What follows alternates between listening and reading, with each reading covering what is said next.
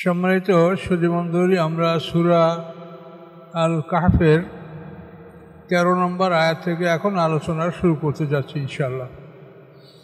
আউযু বিল্লাহি মিনাশ শাইতানির রাজীম। বিসমিল্লাহির রহমানির রহিম। নাহনু নাকুসু আলাইকা নাবাআহুম বিল হক। আল্লাহ বলেন, আমি বর্ণনা করছি আপনার উপরে হে মুহাম্মদ সাল্লাল্লাহু আলাইহি ওয়াসাল্লাম তাদের খবর সত্য সহকারে।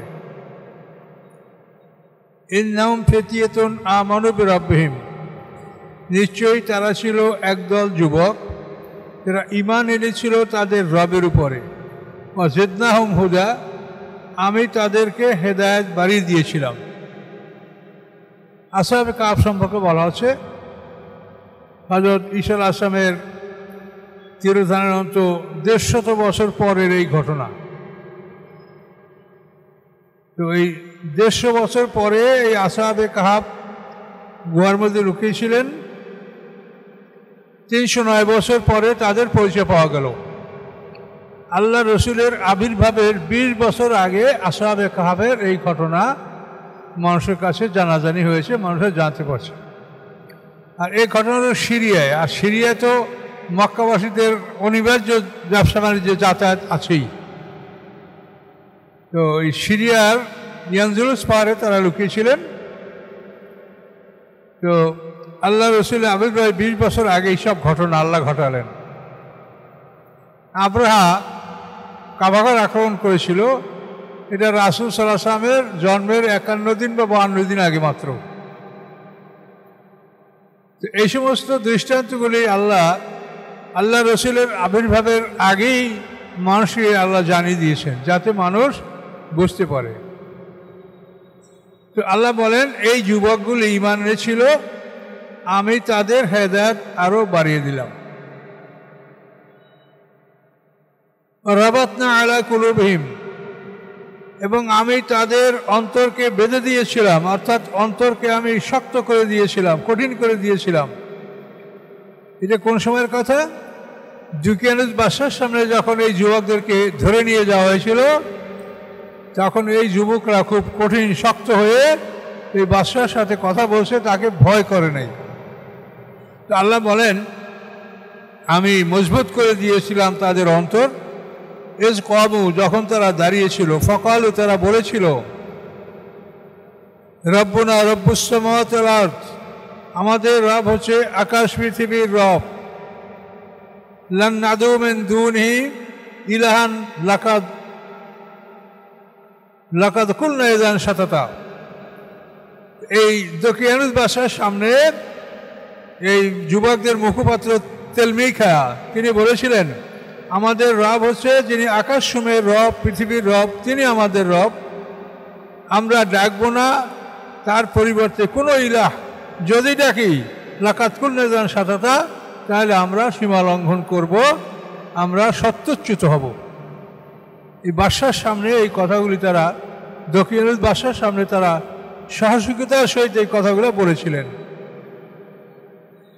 হাউলায়ে কওমুনা, এ হচ্ছে আমাদের জাতি। এই যুবকরা বলছে, এ হচ্ছে আমাদের জাতি। ইত্তাখাযু মিন দুনি আলিহা, যারা গ্রহণ করেছে আল্লাহর পরিবর্তে অন্য উপাস্য।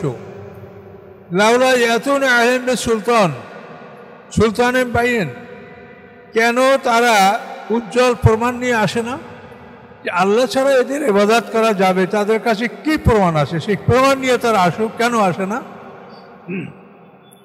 ফামান আযলাম মিম্মান ইফতারা আলাল কাযিবা, কে বড় জুলুম ওই ব্যক্তি চাইতে যে আল্লাহর উপরে মিথ্যা রচনা করে। আল্লাহ এদের ইবাদত করার অনুমতি দেয় নাই, কাজে এরা আল্লাহর উপরে মিথ্যা রচনা করছে। এভাবে দকিয়ানুস বাদশার সামনে এই যুবকরা জবাব দিয়েছিলেন।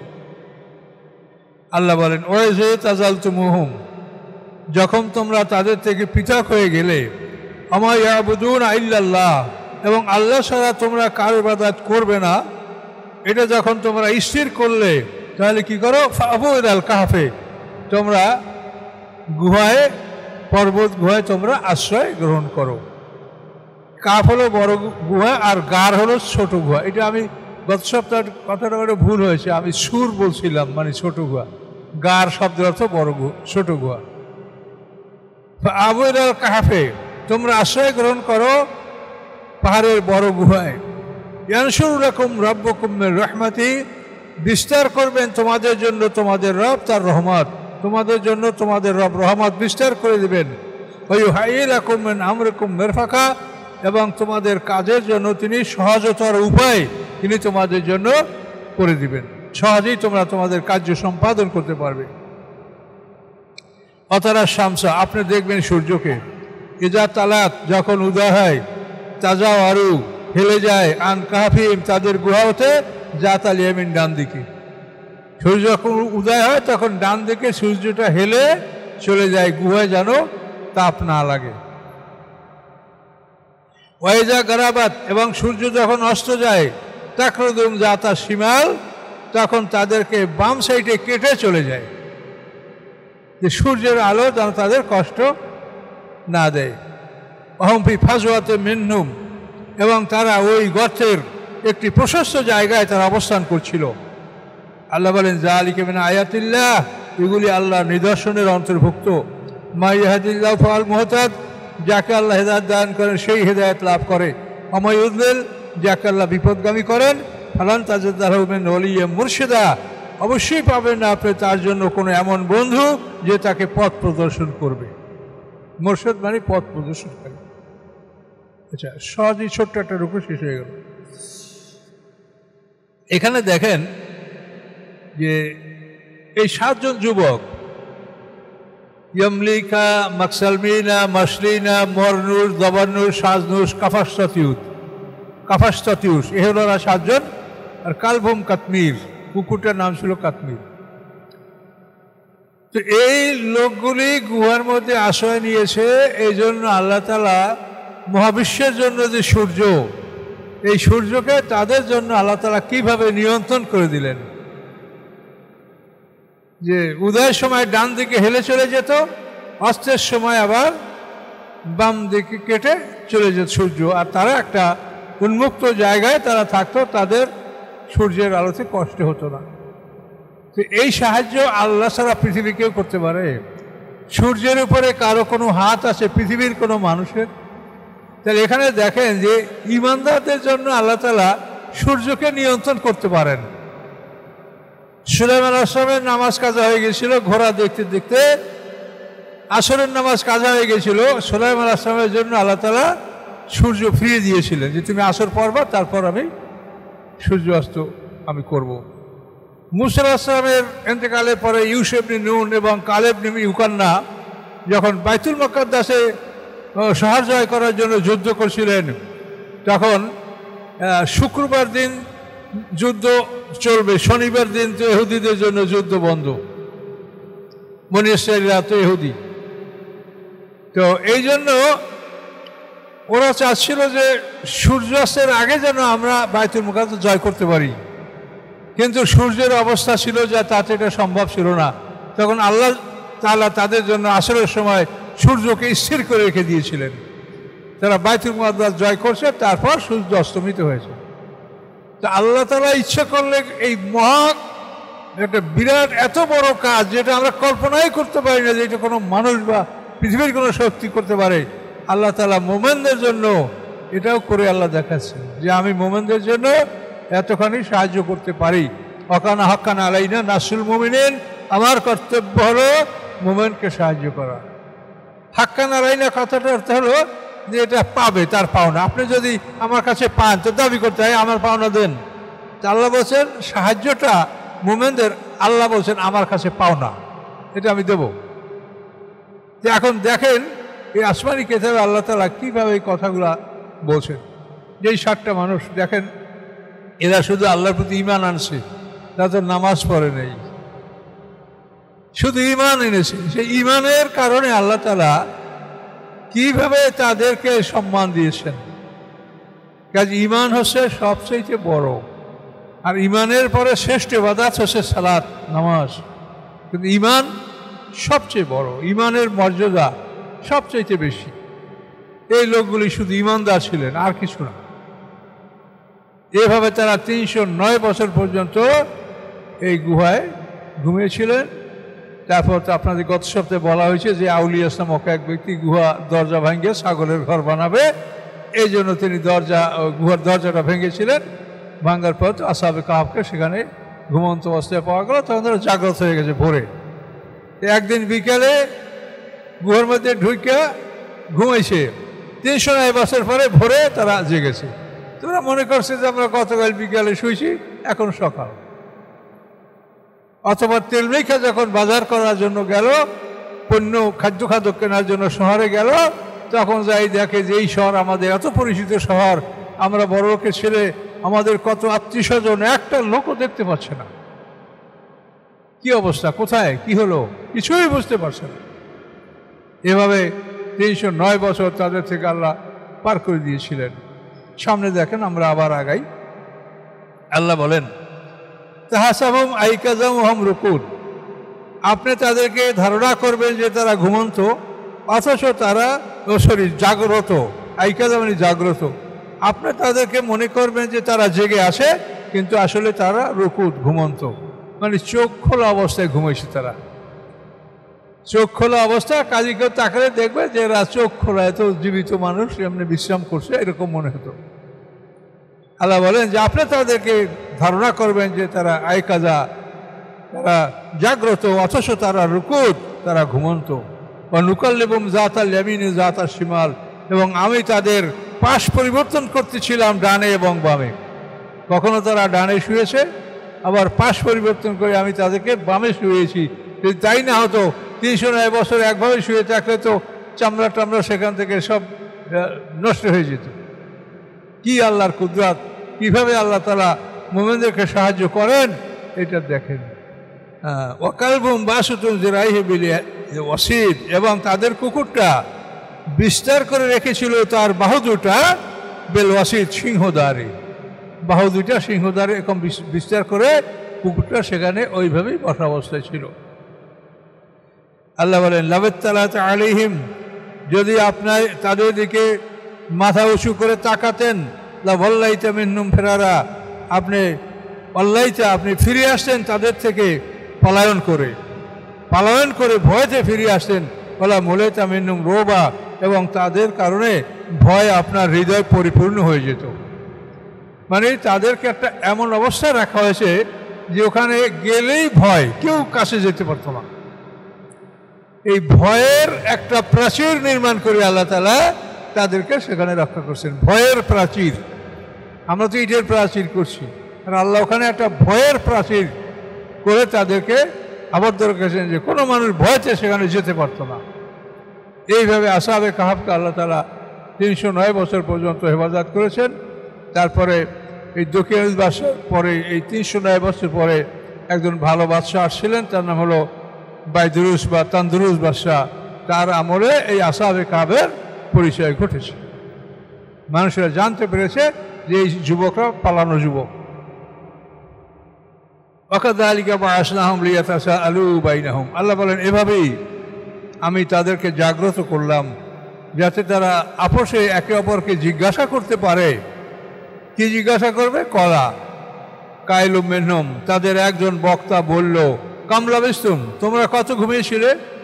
কলু, তারা বলল, লাবিসনা ইয়াওমান আও বা'য ইয়াওম, আমরা একদিন অথবা একদিনের কিছু অংশ ঘুমিয়েছিলাম।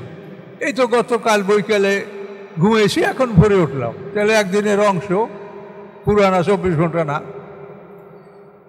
আবার কলু, আবার কতকে বললেন, রব্বুকুম আ'লামু বিমা লাবিসতুম, তোমাদের রব ভালো জানে যা তোমরা অবস্থান করেছো, ঘুমিয়েছো।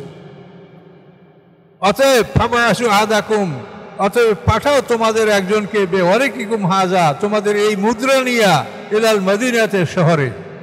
তোমাদের কাছে টাকা পয়সা আছে, এই মুদ্রা নিয়ে শহরে পাঠাও। কেন? ফালিয়ানজু, সে দেখবে, আইহা আজকা তোয়ামান, কোন খাদ্য সবচেয়ে বেশি পবিত্র। হ্যাঁ, ফালিয়াতিকুম বিরিজকিম মিনহু, সে নিয়ে আসবে তোমাদের জন্য উহা থেকে কিছু খাদ্য। ওলিয়াতালাত্তাফ, এবং সে যেন ভদ্র ব্যবহার করে। তার ভদ্র ব্যবহার যদি না হয়, তখন এ বেটা তোর নাম কে, তোর বাড়ি কই, তখন কিন্তু পরিচয় জিজ্ঞাসা করে মানুষ। আর যদি ভদ্রতা সহকারে চলে, তো কেউ কাউকে কিছু জিজ্ঞাসা, এই জন্য অলিয়া তালাত্তাফ, লুৎফুন থেকে তালাত্তাফ, যে তারা যেন, তুমি যেন ভদ্র ব্যবহার করো, তোমার পর যেন কেউ ক্ষিপ্ত না হয়, তোমাকে ক্ষিপ্ত হয়ে যেন প্রশ্ন না করে। কোরআন শরীফের একেবারে মাঝখানের শব্দ হলো এটা, অলিয়া তালাত্তাফ, এটা এইদিকে কোরআনের মাঝখানে শব্দটা। ওয়ালা ইউশিরান্না বিকুম আহাদা, এবং কেউ যেন তোমাদের খবর জানতে না পারে। চুপে চাপে গিয়া এই মুদ্রা নিয়ে যাও, বাজারে খাবার নিয়ে আসো, পবিত্রতম খাবার নিয়ে আসো। ইন্নামা ইয়াযহারু আলাইকুম, নিশ্চয়ই তারা যদি তোমাদের বিষয়ে জানতে পারে, তারা যদি তোমাদের উপরে জয়যুক্ত হতে পারে, ইয়ারজুমুকুম, তাহলে তারা প্রস্তর আঘাতে তোমাদেরকে হত্যা করবে। আও ইউঈদুকুম ফি মিল্লাতিহিম, অথবা তোমাদেরকে তাদের ধর্মে তারা ফিরিয়ে নেবে। ওয়ালান তুফলিহু ইযান আবাদা, তাহলে তোমরা কখনোই আর জয়যুক্ত হতে পারবে না। কাজেই সাবধানে যাও, ভদ্রতা সহকারে কথাবার্তা বলবে, বাজার থেকে পবিত্র খাবার নিয়ে আসো। এখন বাজারে যে গেটেই যায় সেইখানে দেখে যে মানুষ ঈসা আলাইহিস সালামের নাম নেয়, তার দোহাই দেয়। আর যে মূর্তি ছিল আগে, প্রত্যেকটা গেটে গেটে মূর্তি স্থাপন করা, মূর্তিকে সেজদা না করে কেউ শহরে ঢুকতে পারবে না। যারা ইমানদার তাদেরকে কাইটিয়া তাদের দেহখণ্ড গেটে গেটে ঝুলেই রাখা ছিল, এ কিছুই দেখতে পায় না। তখন উনি এক গেট ছেড়ে আর এক গেটে গেল শহরের, সেখানেও কিছু দেখতে পায় না। তখন সে চিন্তা করে যে আমি কি ভুল করেছি, কোথায় আমাদের শহর, কি হলো? এরপরেই তো ওই দোকানে, একটা দোকানে যে খাবার চাইলো আর মুদ্রা দিল যে এইটার বিনিময়ে আমাদেরকে খাবার দেন। এই মুদ্রা দেখেই তো দোকানদার অবাক। দোকানদার পাশের লোকটাকে দেয়, সে টাকাই আবার পাশের লোকটাকে দেয়। এইভাবে খালি মুদ্রাটা দেখছে সবাই, আর যুবকের তাকাচ্ছে, এই যুবক, তুমি কোথায় হয়েছো টাকা? গুপ্তধন পেয়েছো? বহুকাল আগের টাকা। অবাক, আমরা আমাদের বাড়ি থেকে টাকা নিয়ে আসি, বাপদাদার টাকা, এটা কি করে এটা এরা বলছে, এখন কিছু উনি বুঝতে পারছেন না। এইভাবে শেষ পর্যন্ত তাকে শহরের জ্ঞানী মানুষ আরিউস এবং তন্তয়ুস, এই দুই ব্যক্তি শহর পাল, যাকে বলা হয় শহরের প্রধান দায়িত্বশীল, তাদের কাছে ওনাদেরকে নিয়ে যাওয়া হয়েছিল, এই তামলিখাকে।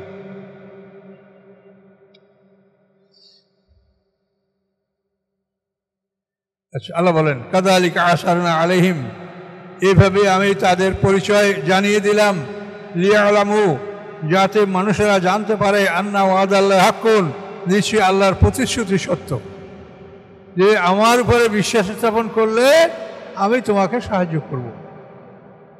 আল্লাহর প্রতিশ্রুতি সত্য, এটা মানুষের জানতে পারবে। ওয়ান্না সাআতা লা রাইবা ফিহা, এবং কিয়ামতে কোনো সন্দেহ নাই। এইখান থেকে তুমি দেখো যে এই মানুষগুলি 309 বছর একই অবস্থায় থেকেছে। 309 বছরে তাদের পোশাকের কোনো পরিবর্তন ঘটে নাই, পোশাক ময়লা হয় নাই, তাদের দেহের কোনো পরিবর্তন ঘটে নাই। 309 বছর যদি তারা স্বাভাবিকভাবে চলতো, এবং চন্দ্র সূর্যের যে আহ্নিক গতি, বার্ষিক গতি, এটা যদি তাদের উপরে জারি থাকতো, তাহলে এক একজনের চুল হইতো পাও পর্যন্ত, এক একজন একটা নখ হইতো 2 ফুট 2.5 ফুট লম্বা, কি মোষের সব শরীর ঢেকে যেত, অদ্ভুত একটা আকার ধারণ করত। কিছু করেছে? আল্লাহ বলেন যে আমি পারি, দেখো। কাজে কিয়ামতের দিন আমি তোমাদের বিচারে পাই জান্নাতে নিব, তোমরা হাজার হাজার কোটি বছর একইভাবে থাকবে। আমি দুনিয়া তোমাকে দেখাই দিলাম যে আমি পারি কিনা, দেখো। এগুলি হচ্ছে আমাদের শিক্ষণীয় বিষয়। আল্লাহ বলছেন যে দেখো আমার কুদরত, দেখো আমি ক্ষমতা রাখি কিনা, দেখো। এজন্য আল্লাহ বলেন ওয়ান্না সাআতা লা রাইবা ফিহা, কিয়ামতে কোনো সন্দেহ নাই।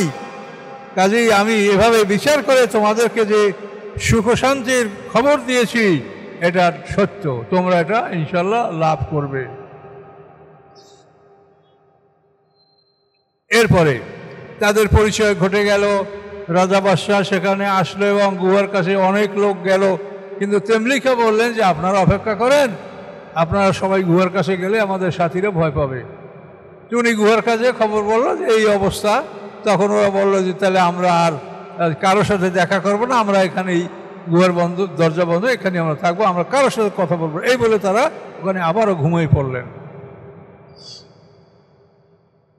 আল্লাহ বলেন এজিয়া তানা যাও না বাইনাহুম, এরপর তারা আপসে যখন এটা নিয়ে তর্ক বিতর্ক করলো তাদের এই কাজের বিষয় সিদ্ধান্তের বিষয়ে, ফকালু তারা একদল বলল ইবনু আলিম বুনিয়ানা, তাদের উপরে একটা স্মৃতিসৌধ নির্মাণ করা হোক।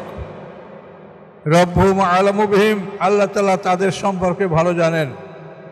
ক্বালাল্লাযিনা গালাবু আলা আমরিহিম, অথবা তারা বলল যারা তাদের সিদ্ধান্তে জয়যুক্ত হয়েছিল, লানাত্তাখিযান্না আলাইহিম মাসজিদা, আমরা তাদের ওখানে একটা মসজিদ নির্মাণ করব।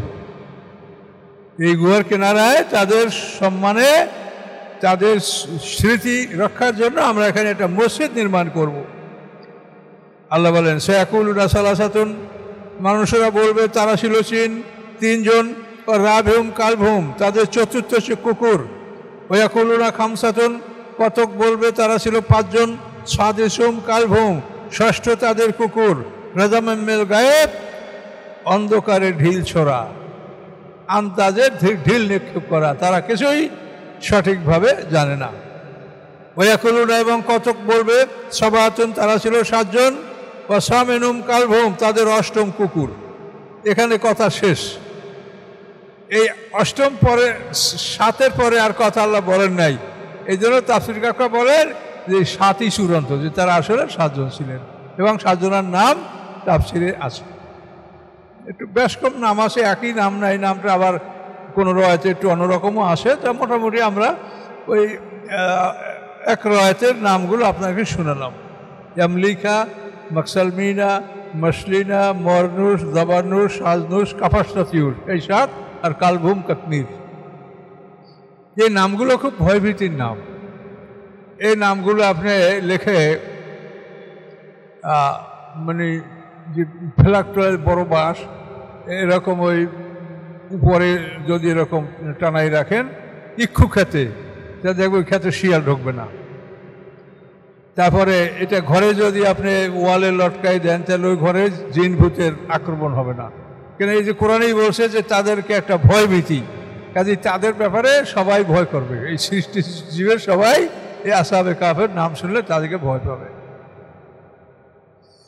তো যাই হোক, আমরা এর থেকে আমাদের যে জ্ঞান, যেটা আল্লাহ বলছেন যে আমার কুদরত দেখো, আমি উজাইর আলাইহিস সালামকে 100 বছর ঘুম পরে রেখেছি। ওঠার পরে যেই উজাইর সেই উজাইর, কাজে আমি তার গাধাটাকে আমি এটার উপরে কি করছি, আহ্নিক গতি বার্ষিক গতি আমি গাধার উপরে জারি রেখেছি। পরে গাধাটা ময়রা পয়সা হাড্ডি মাটির সাথে মিশে গেছে। তুমি দেখো তোমার সামনে আমি কিভাবে গাধাটাকে জিন্দা করছি। প্রথমে তার হাড্ডিগুলি একত্রিত হয়ে গেল, তারপর হাড্ডির সাথে গোশত মাংস আল্লাহ পরিয়ে দিলেন, তারপর গাধাকে জিন্দা করে দিলেন।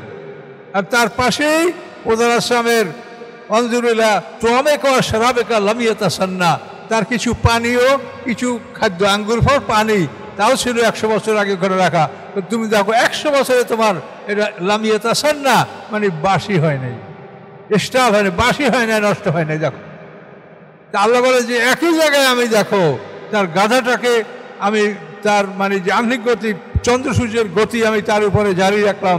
পরে গাধাটা আবার নিঃশেষ হয়ে গেল, পচে গেলে মাটির সাথে মিশে গেল। তুমি ঠিক আছো, তোমার খাদ্য পানীয় ঠিক আছে। যে আমি আল্লাহ কি করতে পারি দেখো, এটা তোমাদের চোখের সামনে, এটা তো তোমাদের চোখের সামনে। বাইতুল মুকাদ্দাস ধ্বংসের পরে বখতে নাসার বাইতুল মুকাদ্দাস ধ্বংস করেছে, তারপরে এই ঘটনা উজাইর আলাইহিস সালাম।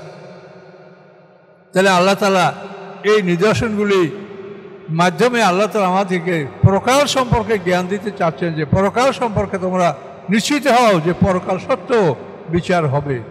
অন্যায় করো না, জুলুম করো না, আমার সৃষ্টির উপরে জুলুম করো না। জুলুমের বিচার অবশ্যই আল্লাহ তাআলা করবেন। ইবাদত বন্দেগী কম হলে সেটা আল্লাহ ক্ষমা করতে পারেন, এরকম সম্ভাবনা আছে, কিন্তু জুলুমের বিচার করবেন তিনি তিলে তিলে।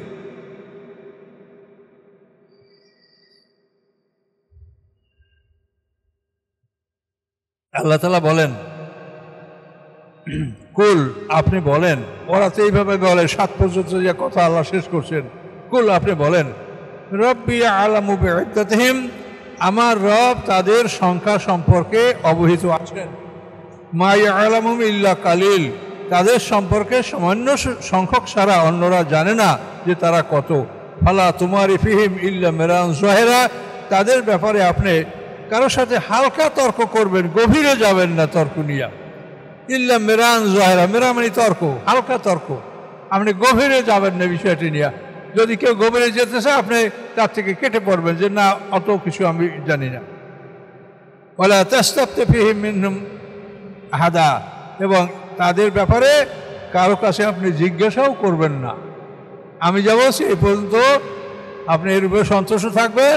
এর অধিক আপনি আহলে কিতাবদের কাছে জিজ্ঞাসা করলে তারা অনেক বলতে পারবে। ইসরায়েলি রওয়াতে আপনি অনেক কিছু জানতে পারবেন। আল্লাহ বলেন দরকার নেই, আপনি এতে সন্তুষ্ট থাকেন। যেটু আপনাকে জানিয়েছি এটাই মুমিনদের জন্য, মানুষের জন্য যথেষ্ট। তো আল্লাহ বলেন এই ব্যাপারে আপনি অন্য কারো কাছে জিজ্ঞাসাও করবেন না। আর আলা তাকুলান্না লিশাইইন ইন্নী ফাইলুন যালিকা গাদা, কখনো আপনি কোনো কিছুর জন্য বলবেন না যে এটা আমি আগামীকাল করব, এটা আপনি কখনো বলবেন না। ইল্লা ইয়াশাআল্লাহ, ইনশাআল্লাহ ব্যতীত। আগামীকাল এটা করব ইনশাআল্লাহ, ইনশাআল্লাহ ব্যতীত আপনি কখনোই বলবেন না যে আমি এই কাজটা আগামী দিন করব। যেহেতু ইহুদিরা যখন মক্কার মুশরিকরা যখন রাসূলকে প্রশ্ন করেছিল ইহুদিদেরকে শিখিয়েছে, হ্যাঁ, আসহাবে কাহফ সম্পর্কে বলেন, যে যুবকরা হারিয়ে গেছে তার সম্পর্কে বলেন, জুলকারনাইন সম্পর্কে বলেন, রূহ সম্পর্কে বলেন, তা আল্লাহ রাসূল বলছেন যে আমি কালকে বলবো, কিন্তু ইনশাআল্লাহ বলতে ভুলে গিয়েছিলেন। এই জন্য 15 দিন পর্যন্ত ওই বন্ধ ছিল। আল্লাহ রাসূল খুবই লজ্জিত হচ্ছিলেন, কাফেররা নানা রকম তিরস্কার করতেছিল। 15 দিন পরে জিবরিল আমিন আসলেন, এই ঘটনা সব বিবরণ দিলেন এবং বললেন যে ভবিষ্যতে আপনি কখনোই ইনশাআল্লাহ ছাড়া বলবেন না যে এটা আমি আগামীকাল করব, একটু পর করব, আমরা যাই করব ইনশাআল্লাহ বলবো, যদি আল্লাহ চান, যদি আল্লাহ ইচ্ছা করেন। আমাদের ইচ্ছার সাথে যদি আল্লাহর ইচ্ছা মিলিত না হয় তা আমরা কখনোই করতে পারবো না, নিজের ইচ্ছায় কিছুই করা যাবে না। ওমা তাশাউনা ইল্লা ইয়াশা আল্লাহ রাব্বুল আলামিন। এই আয়াতের তাফসীরে কথাই বলা হয়েছে যে তোমরা চাইলেই হবে না, তোমাদের চাহিদার সাথে যদি আল্লাহ চান তাইলে হবে। তোমরা চাবে, কিন্তু তোমাদের চাহিদার সাথে আল্লাহ চাবেন কিন্তু সেটা আল্লাহর ব্যাপার। আল্লাহ চাইলে হবে, আল্লাহ যদি না চান তুমি একা চাইলে হবে না। আজকুর রব্বাকে যা নাসিতা, এবং আপনি যখন রবকে ভুলে যান তখন আপনি স্মরণ করবেন, ভুলে গেলে তখনই আপনি বলবেন। কোনো কাজে আউযুবিল্লাহ বলেন নাই, বিসমিল্লাহ বলেন নাই, যখন স্মরণে আসবে তখনই বলবেন। অকুল, এবং আপনি বলুন আশা সম্ভবত আইহা দিয়ানি রব্বিল আকরাবা মিন হাযা রাশাদা, যে আমার রব আমাকে এর চাইতেও নিকটতম হেদায়েতের পথ আল্লাহ তাআলা দেখাবেন। ওয়ালাবিসু ফি কাহফিহিম সালাসা মিয়াতিন সিনিনা, তারা এই গুহার মধ্যে 300 বছর ছিল। ওয়াজদাদু তিসা, এবং এরপরে আরও অতিরিক্ত ছিল 9 বছর। তো তাফসীর কাকু বলেন যে সূর্য বছর হিসেবে তারা 300 বছর ছিলেন এবং চন্দ্র বছর হিসেবে তারা 309 বছর ছিলেন। এটা তাফসীর কাকু বলছেন। কুল্লাহু আ'লামু বিমা লাবিসু, আপনি বলুন আল্লাহ সঠিকভাবে জানেন যে কতকাল তারা সেখানে অবস্থা করেছিল। লাহু গায়বুস সামাওয়াতি ওয়াল আরদ, আল্লাহ মালিক আকাশ পৃথিবীর অদৃশ্য বস্তুসমূহের মালিক একমাত্র আল্লাহ। আবসির বিআসমে, তিনি কত সুন্দর দেখেন, কত সুন্দর শুনেন। মা লাহুম মিন দুনিহি মিন ওয়ালি, তাদের জন্য আল্লাহ ছাড়া কোনো অভিভাবক নাই। ওয়ালা ইউশরিকু বিহুকমি আহাদা, এবং আল্লাহ তাআলা তার আদেশের সাথে কাউকে তিনি শরীক রাখেন না, তিনি একাই করেন। কথা বলতে পারছেন? আল্লাহ তাআলা তার আদেশে কাউকে শরীক রাখেন না। আপনারা আইন করেন কোন বলে? আল্লাহকে আইন করতে কম করছে কোনো জায়গায়? না আল্লাহর আইনে ঘাটতি আছে, না অভাব আছে? তা আপনারা কোন সাহসে আইন করলেন? এটা তো আমি বারবার আপনাকে বলছি যে আপনারা কীভাবে আল্লাহর রাজ্য, আল্লাহর রাষ্ট্র শাসন করার জন্য আপনি আইন করেন। ওটার মালিক কি আপনি? আপনি নিজের মালিকই তো আপনি না, নিজের সম্বন্ধে কিছু বলতে পারেন না, নিজেকেই তো নিয়ন্ত্রণ করতে পারেন না। পারেন? নিজেকে নিয়ন্ত্রণ করতে পারেন? আমি বড় হবো কেন? আমার এই নাতি কত সুন্দর, কুরকুর করে হাঁটে, কত সুন্দর, মনে হয় যে কোলে করি, এ যেন বড় আর না হয়। কি পারবেন যে আমার এই নাতি? কাজে আপনি আপনাকে নিয়ন্ত্রণ করতে পারেন না। বড় হবেন তো হবেনই হবেন, তারপর বৃদ্ধ হবেন তো হবেনই হবেন, তারপরে মৃত্যু আসবে। কাজে এই জন্য আল্লাহ তাআলা বলছেন যে তোমরা আমার আইনের সাথে তোমরা কেউ আইন করার চেষ্টা করো না। আল্লাহ তাআলা তার আদেশের সাথে, আদেশের ক্ষেত্রে কাউকে শরীক রাখেন না, তিনি একাই আদেশ দান করেন। কাজে এই জন্য সৃষ্টি তার, আইন তার, মালিক তিনি, আইন তার। কাজে এই আইনের ক্ষেত্রে যদি আমরা অন্য মানুষের আইনকে মেনে নেই তাহলে এটা শিরক হবে, একটা ডাইরেক্ট শিরক। সূরা আনামের এখন তো যাবো, আর যাবো না, হলো 26 নম্বর আয়াত, এরপর থেকে অন্য প্রসঙ্গ আছে। সূরা আনামের 121 নম্বর আয়াতে আল্লাহ তাআলা বলছেন, অন্য শায়াতিন লা ইয়াহুনা ইলা আউলাহিম লিউজাদিলুকুম, শয়তানেরা শয়তানের বন্ধুদের কাছে ওহী পাঠায় যাতে শয়তানের বন্ধুরা তোমাদের সাথে তর্কে লিপ্ত হতে পারে। ওয়ান আতাতুহুম ইন্নাকুম লা মুশরিকুন, যদি তোমরা শয়তানের বন্ধুদের আনুগত্য করো নিশ্চয়ই তোমরা, অবশ্যই তোমরা মুশরিক হবে।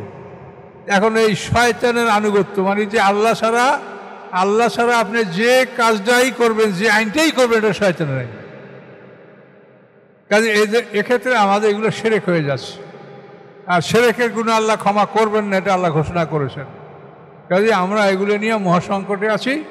আল্লাহর কাছে বলতে হবে যে আল্লাহ আমরা কোথায় যাব, কি করব? আমরা তো পৃথিবীতে হিজরতের জায়গাও নাই, পালাবার জায়গাও নাই, তবে আমরা এগুলা ঘৃণা করছি মনে মনে, কিন্তু আমরা এর প্রতিকার করতে পারছি না, এটা আল্লাহর কাছে বলতে হবে।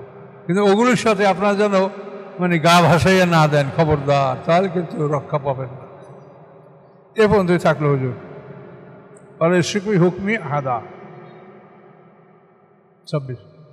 আস্তাগফিরুল্লাহ আল্লাযী লা ইলাহা ইল্লা হুয়াল হাইয়ুল কাইয়্যুম ওয়া আতুবু ইলাইহি, লা হাওলা ওয়া লা কুওয়াতা ইল্লা বিল্লাহিল আলিয়্যিল আযীম। আল্লাহুম্মা সাল্লি আলা মুহাম্মাদ ওয়া আলা আলি মুহাম্মাদ كما صليت على إبراهيم وعلى آل إبراهيم إنك حميد مجيد. اللهم بارك على محمد وعلى آل محمد كما باركت على إبراهيم وعلى آل إبراهيم إنك حميد مجيد. اللهم آمين.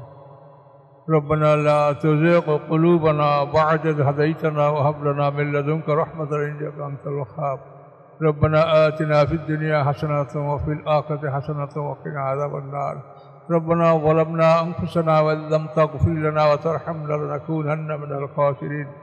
سبحان ربك رب العزة عما يصفون وسلام على المرسلين والحمد لله رب العالمين. السلام عليكم.